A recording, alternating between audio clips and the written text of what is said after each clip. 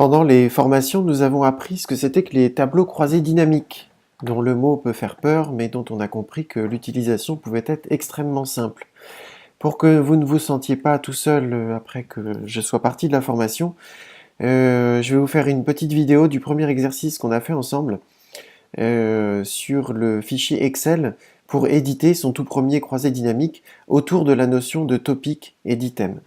Donc pour cela, on va tout simplement prendre un fichier Excel complètement vierge, voilà, classeur 1, et puis, comme on l'a fait en formation, on va se poser la question de ce que c'est qu'un poêle à bois. Donc là, je vais écrire tout simplement euh, pas mal de petites informations sur le poêle à bois. Puis ensuite, je vais décrire les petites informations pour un espace soin. On va enfin les localiser. Et puis, on pourra réaliser, à partir de là, un tableau croisé dynamique. Alors, en ce qui concerne le poêle à bois, on peut se demander quel appareil, donc appareil de préchiffrage, on peut se demander s'il sera suspendu ou posé au sol. Rappelez-vous qu'on a les familles R, F, alors on va faire ça comme ça, R, F, D, Q, V, A. R pour référence, c'est ce que le maître d'ouvrage peut choisir. F pour forfaitaire, c'est tout ce qu'il est nécessaire de faire sans pour autant que ce soit à choisir ou à dessiner. D, ce sont tous les détails à dessiner. Q, toutes les questions et remarques que l'on se pose. V, vigilance technique. Et A, mise en valeur architecturale. Donc souvenez-vous que pour un topic donné, donc une attente concrète de client, on va, pour éviter le syndrome de la page blanche, on va se poser ces questions-là. Que peut-il choisir quel détail je dois dessiner? Donc par exemple, un détail que je peux dessiner, c'est le socle du poêle. Je peux dessiner le trajet du conduit de cheminée. Alors là, on est dans le dessin. Là, on est dans le socle du poêle, on veut le dessiner aussi. Suspendu opposé au sol, vigilance technique. Et on va marquer renfort de cloison, point d'interrogation. On est dans la question. Ensuite, on va se poser... Alors, appareil de préchiffrage, c'est le maître d'ouvrage qui choisit. Vigilance technique, donc placo coupe-feu, double épaisseur, tubage boisseau. Alors ici, l'idée n'est pas de répondre à ce que c'est qu'un topic, hein, mais l'idée est bien sûr de se servir du croisé dynamique, mais au moins ça vous fait pas de mal, ça fait un petit rappel sur ce que sont les topics et les familles d'informations. Mise en valeur architecturale, réglage de la hauteur du poêle avec la hauteur du plan de barre de la cuisine. Voilà, donc ça c'est un point architectural. Alors ça se trouve dans... C'est pour répondre au sujet poêle à bois. BOIS, d'accord? Donc ici, hop, on sait que toutes ces informations-là, c'est pour le poêle à bois. Et on sait aussi que le poêle à bois, il se trouve dans le séjour. Donc pour utiliser un croisé dynamique, vous devez avoir ce qu'on appelle une base de données. Il faut que toutes les cases soient remplies. Et donc on va comprendre après comment ça fonctionne. Ensuite, il y a ce que moi j'ai appelé un espace soin, c'est-à-dire le lavabo de la salle de bain. Donc espace soin, on va avoir besoin d'une vasque, On va avoir besoin d'un siphon. On va avoir besoin d'un meuble bas. Miroir. Ah tiens, j'ai oublié une chose. J'ai oublié pour le poêle à bois une alimentation électrique. Insertion. Alimentation électrique. Et pourquoi je n'ai pas oublié ça? Parce que pour l'espace soin, il est très logique d'en avoir une. Et donc, je reproduis cela. Donc ici, je copie, voilà, alimentation électrique, siphon.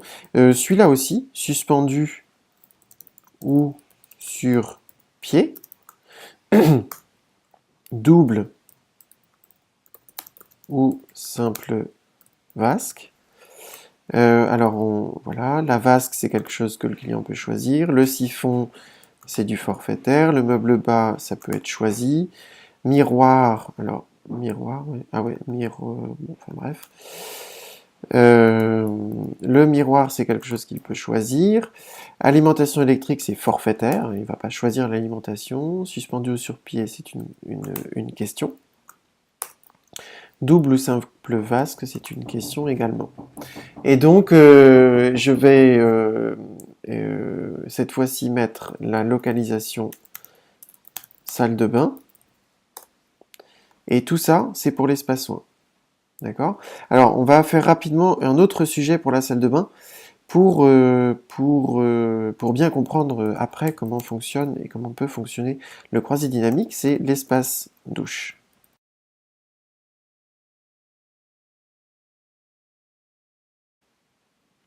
Et puis ensuite, on va faire une dernière chose sur le terrain avant, c'est qu'on va s'occuper d'un nouveau portail. Donc là, vous retrouvez les sujets qu'on a vus en formation, qui sont des sujets assez clés sur lesquels on peut vraiment évoquer pas mal de points. Vous voyez que pour l'instant, j'ai absolument pas parlé de l'eau technique. Je n'ai fait que réfléchir à mes différents topics dans la plus grande abstraction qui soit, exactement de la même façon que le maître d'ouvrage pourrait le faire, c'est-à-dire je pense à tout en même temps et voilà.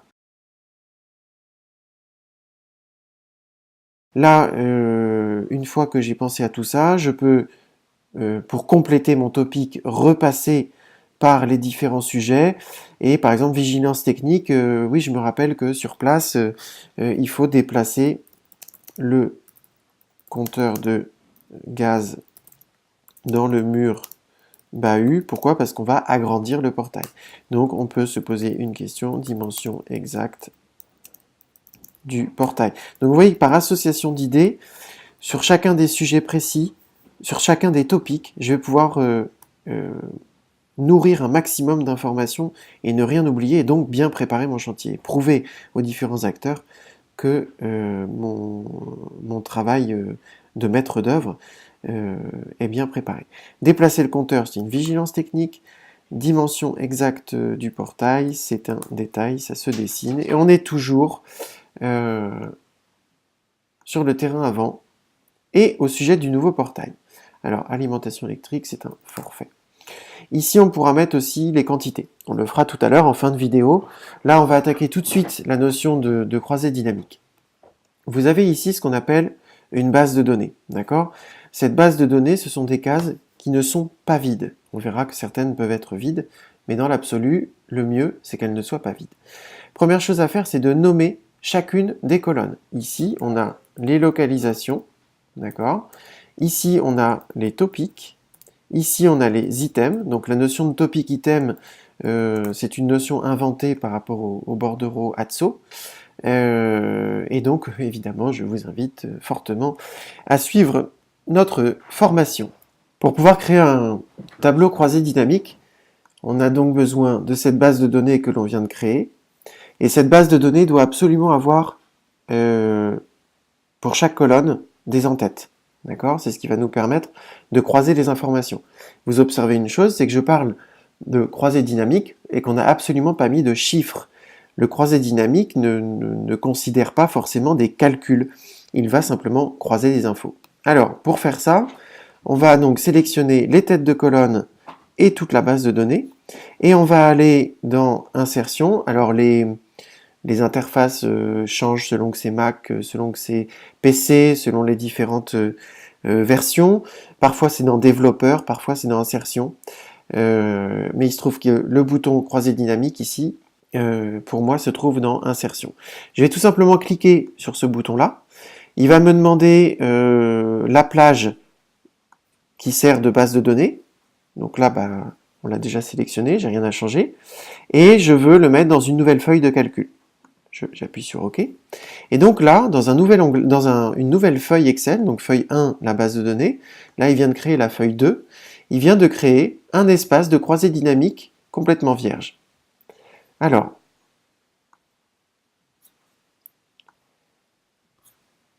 je vais cliquer, vous voyez que là, ce sont des cellules qui sont dans le croisé dynamique, je vais cliquer à côté, et vous observez que le panneau disparaît, et qu'ici, peut-être vous l'avez remarqué, il y a un onglet qui a disparu. Donc je reclique dans le croisé dynamique, et là, j'ai deux onglets qui sont apparus, Analyse et Création. Dans Analyse, je vais pouvoir cliquer sur Liste de champs pour faire apparaître mon concepteur de croisée dynamique. Alors, il y a 4 cases qui permettent de configurer, et dans la partie du haut, vous retrouvez localisation topic, item, RFD. Je retourne dans la feuille 1, localisation, topic, item, RFD. Ok. Pour faire apparaître ça, je le rappelle, vous devez avoir cliqué dans le croisé dynamique. Alors, les 4 cases ici, avec le bordereau Atso et notre métier d'architecte, je ne me sers pas de cette case-là. Par contre, je vais commencer par utiliser ligne. D'accord? Donc, je vais créer une arborescence d'informations avec les têtes de colonne qui sont ici. Ce que je veux, c'est connaître dans chacune des localisations, donc on va aller dans la feuille 1, hop, dans chacune des localisations que j'ai ici, je veux connaître tous les items qui doivent être réalisés par l'entreprise. Rien de plus simple, j'ai parlé de localisation et d'items. C'est extrêmement simple. Et on n'a pas parlé de chiffres, on n'a pas parlé de calcul. Là, on parle d'organisation de l'information. C'est toute la formation dont parle... C'est tout ce dont on parle pendant la formation Atso. On organise l'information. Donc, dans la salle de bain, voilà toutes les réalisations qui devront être faites par les ouvriers. Mais le problème pour moi, c'est que c'est pas assez détaillé et donc j'ai besoin d'expliquer au client, au maître d'ouvrage, quels sont les sujets qui vont être évoqués par localisation. Donc là, tout simplement, dans la salle de bain, nous aurons l'espace douche et l'espace soin. Dans le séjour, nous aurons le poêle à bois. Et sur le terrain avant, nous parlerons du portail. D'accord? Donc on organise comme des dossiers sous dossiers. Alors moi, je le fais jamais, mais pour que vous compreniez le système, vous voyez, on peut ouvrir ou fermer. Et si je mets encore en plus les items, pareil, je peux fermer l'espace douche. Donc ici, salle de bain, espace douche, espace soin. Qu'est-ce que j'ai dans l'espace soin? Qu'est-ce que j'ai dans l'espace douche? D'accord? Voilà. Alors voilà comment organiser en fait les données, comment organiser l'information grâce à un croisé dynamique. Alors tout à l'heure, on a parlé de RFD. Alors là, je frôle le sujet puisqu'il est vraiment approfondi en formation. Donc cette fois-ci, pour chacun des topics, je vais vérifier ce que j'ai mis. Voilà. Qu'est-ce que je dois dessiner pour l'espace douche? Les listelles. Qu'est-ce que le client doit choisir pour l'espace douche? La barre de douche, le carrelage et ainsi de suite. Et puis je peux faire encore une fois autrement. Je peux enlever mes topics et tout simplement demander à Excel de me trier toutes les informations de mon chantier selon la famille d'informations. Voilà tout mon carnet. Oups, voilà, je vais y arriver. Voilà tout mon sommaire de carnet de détail. Voilà tout ce que le maître d'ouvrage doit choisir voilà tout ce que le maître d'ouvrage doit choisir. Et voilà tous mes points de vigilance techniques du chantier. Alors, ici, on a utilisé uniquement cette case-là, la case ligne. Maintenant, je voudrais vous montrer l'utilisation de la case filtre. Vous allez pouvoir demander à Excel de n'afficher que certaines localisations. Pour le coup, j'ai choisi localisation. Donc, ici, vous voyez, j'ai mis localisation. Je peux le retirer en le faisant glisser. Ça marche pareil sur Mac et sur PC. Donc je glisse et je l'enlève. Regardez ce qui apparaît et disparaît là-haut quand je fais cette manipulation. Localisation, ok. Et ici, tous. Sauf que moi, je ne les veux pas tous. Je veux que ce qui considère le terrain avant. Ou je veux que ce qui considère la salle de bain. D'accord? Donc c'est encore une autre façon d'afficher et de filtrer les données. Maintenant, alors je vais retirer localisation, je vais retirer les refd, donc j'ai tous les items de mon chantier, d'accord? Alors bien sûr, vous pouvez imaginer, et c'est justement ce que fait le bordereau Atso, vous pouvez imaginer qu'ici on a la liste des artisans, qu'on a la liste des fournisseurs, et évidemment, on va ajouter une colonne, insertion, on peut imaginer ici qu'on a les quantités, d'accord? Alors ici, je vais mettre un partout, sauf un ou deux, histoire de. Par exemple, je sais pas, fondation, il y a 6 mètres linéaires, moteur, il y en a un, bip d'ouverture, on va dire que le client, il en veut 3, garantie, déplacement, dimension exacte du portail. Alors, vous voyez, je mets une quantité, mais on n'est pas partout obligé d'en mettre, hein, c'est pour ça que on peut se permettre d'avoir des cellules vides. Poêle à bois, alimentation, suspendu, c'est pareil, suspendu, il n'y a pas de quantité. Bref, placo double épaisseur, 12 mètres carrés, voilà. Donc c'est vraiment juste pour information. Alors, on va être obligé de redéfinir la base de données puisqu'on a ajouté une colonne. Donc, on va effacer, on va supprimer cette feuille. Et donc, on sélectionne l'ensemble de notre base de données avec les têtes de colonne. Moi, je vais dans Insertion, Tableau croisé dynamique, Nouvelle feuille, OK. Donc, il m'a recréé une feuille numéro 3. Si je clique à l'extérieur, je n'ai plus les onglets. Si je clique à l'intérieur, les deux onglets apparaissent, ce qui me permet de faire apparaître la liste de champs. Donc, cette fois-ci, je vais donc avoir tous mes items et je vais mettre les quantités dans la case numéro 3. Alors regardez bien une chose. Alimentation électrique 3. Appareil de préchiffrage, on a un partout. Qu'est-ce qu'on a mis en quantité tout à l'heure? Le placo. Donc placo, alors placo, vous voyez que c'est marqué 1 ici. En fait, j'ai pas la quantité. J'ai le nombre de fois que la ligne placo coupe-feu double épaisseur apparaît dans mon tableau, dans ma base de données. Alimentation électrique, ça apparaît 3 fois. Vous voyez, si je fais feuille 1, alimentation électrique, elle apparaît une fois pour le poêle à bois, une fois pour la salle de bain et une fois pour le terrain avant. Alors, alimentation électrique, ici, on va mettre 3. C'est parfaitement abstrait, hein, mais c'est pas grave, je mets 3. Je vais dans mon croisé dynamique, je vais lui demander de se mettre à jour, vous êtes obligé de faire actualiser. Et regardez ce qui se passe sur l'ensemble du tableau, on est toujours sur 3. Alors qu'en fait, la quantité, c'est bien 3 plus 1 plus 1, ce qui nous fait à peu près 5. D'accord? Donc, le truc, c'est que ici, par défaut, lorsque je vais faire glisser une colonne avec des chiffres dans valeur, il va me mettre nombre, c'est-à-dire le nombre de fois que alimentation électrique apparaît dans le tableau de base de données. C'est pas ça que je veux, c'est l'addition du nombre d'alimentation électrique totale qu'il y a sur mon chantier. Donc je vais aller sur le petit i là, ou le petit triangle vers le bas pour les PC, demander les propriétés, et au lieu du nombre, je vais tirer vers le haut ma liste déroulante, et au lieu du nombre, je vais demander la somme. Je fais OK, et regardez, oh magie, ce qui va se passer là-haut. 5. Et on est bien sur 5, d'accord, dans la base de données. Voilà, donc on peut configurer notre tableau avec les localisations et demander les items uniquement pour le séjour. D'accord? On a les quantités et ainsi de suite. Et donc, sur la feuille 1, vous allez pouvoir dire selon quel artisan, quel fournisseur, le montant de fourniture, le montant de pause, à la quantité, la TVA, et ainsi de suite. Et vous allez donc pouvoir croiser toutes les informations.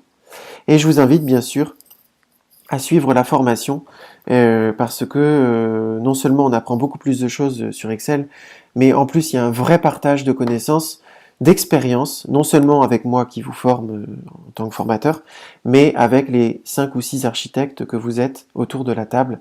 Et ce sont des moments toujours extrêmement passionnants. Alors pour ceux qui ont encore du courage, je vais leur expliquer 2 autres fonctions sur Excel. Je vais leur expliquer le filtre et le tri sur la base de données. Pour mettre en route le filtre et le tri, on doit tout simplement sélectionner la première ligne avec les en-têtes, d'accord? Il ne doit rien y avoir au-dessus. Hein. Sélectionner la première ligne, aller dans Données et cliquer sur le bouton Filtrer. Alors encore une fois, ça ne se présente pas toujours pareil, mais par contre, enfin pas toujours au même endroit, mais par contre l'icône de l'entonnoir est toujours, vous le retrouvez toujours. Donc je vais cliquer dessus, et là regardez ce qui s'est passé.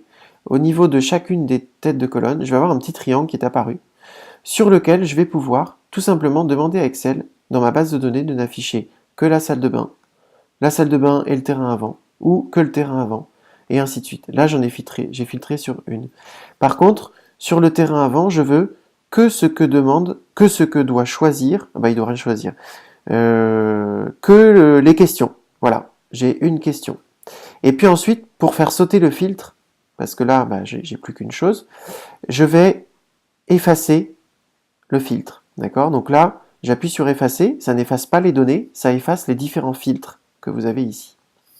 Une fois qu'on a compris comment fonctionnait cette fonction filtre, on peut aussi demander de trier l'ensemble de cette colonne item dans l'ordre alphabétique. Et là, ça va avoir mélangé peut-être toutes les localisations et tous les topics, mais ça va avoir rassemblé alimentation électrique ensemble, et ensuite tout le reste dans l'ordre alphabétique. Donc pour s'y retrouver face à un client, c'est très facile, puisque chacune des colonnes, vous pouvez les trier dans l'ordre alphabétique. Donc là, par exemple, si je veux retrier les topics dans l'ordre croissant, voilà, je retrouve mon espace douche, mon espace soins, et ainsi de suite. D'accord? Par contre, on se rend compte que cette fois-ci, les items sont plus du tout dans l'ordre alphabétique. Vous voyez que, alors si ils le sont, c'est un hasard. Nous, ce qu'on va demander, c'est que localisation, topic et item soient chacun dans l'ordre alphabétique. C'est-à-dire que je veux retrouver salle de bain, je vais à S, je veux retrouver espace soins, je vais à E, et ainsi de suite. Et bien cette fois-ci, je vais sélectionner la première ligne avec l'en-tête, je vais appuyer sur le gros bouton trier, je vais demander à ce que Excel étende la sélection, je vais faire trier. Vous voyez qu'il a inversé la sélection, je vais recommencer. Au lieu de sélectionner la première ligne comme je l'avais fait, il a sélectionné la base de données. D'accord? Annuler. Je sélectionne ma première ligne, excusez-moi. Je fais trier, étendre la sélection, et regardez ce qui se passe au niveau de la sélection. Hop, il a sélectionné ce qu'il y avait sous la ligne d'en-tête. Donc je veux trier d'abord par localisation. Dans chacune des localisations, je veux que les topics soient dans l'ordre alphabétique. Et dans chacun des topics, je veux que les items soient dans l'ordre alphabétique. Ok? Je vais valider. Hop! D'abord la salle de bain, puis le séjour, puis le terrain avant.